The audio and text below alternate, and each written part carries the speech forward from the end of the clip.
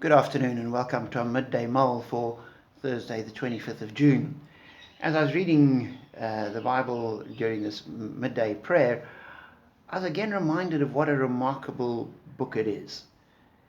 That it's a collection of writings that stretches over millennia and has these vast different ideas and focuses, from the collection of creation stories from the ancient world right through to this vision of heaven and judgment at the end of the world. You've got poetry, you've got dry historical narratives of kings succeeding kings succeeding kings. You've got collections of laws codified. You've got the philosophy of Solomon. You've got, in the New Testament, you've got early biographies written in the Gospels. You've got letters to churches. You've got bits of history in Acts. You've got the visions of Revelation. You've got these vastly different books, and the people who wrote them are equally remarkable, from Moses, who was a prince of Egypt, through King David, a shepherd who became a king. Some of the prophets writing their almost rantings to the people. We no idea who some of them were. Some of them were from a priestly class. Some of them were just plain shepherds. In the New Testament, you've got Paul, a great thinker and educated man. You've got Matthew, who's a collaborator with the Roman Empire, a tax collector.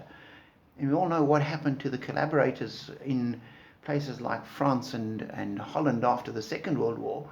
And yet we've got a gospel by someone like that. And you've got Luke the doctor. So you have these vastly different writers and genres and spread over time. And yet, although the writers are all different, they have one author. And you see the themes being picked up and ideas running all the way through, and people not trying to construct a unified whole, but just writing their little bit, and yet it fits in. And it struck me, just as an example, reading from Matthew chapter 5, the beginning of the Sermon on the Mount, Jesus speaking and saying, the Beatitudes, "Blessed are the poor in spirit, for theirs is the kingdom of heaven. Blessed are those who mourn, for they will be comforted. Blessed are the meek," and so it continues.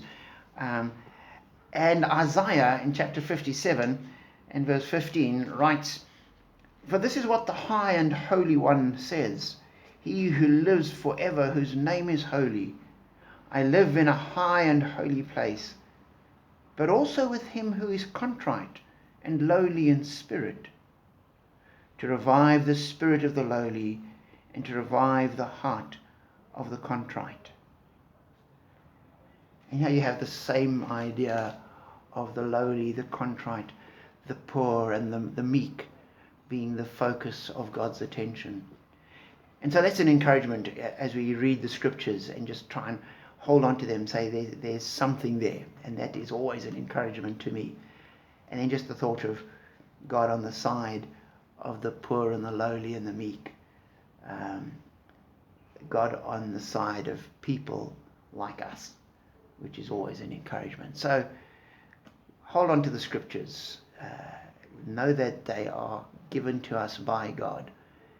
And in them we have life.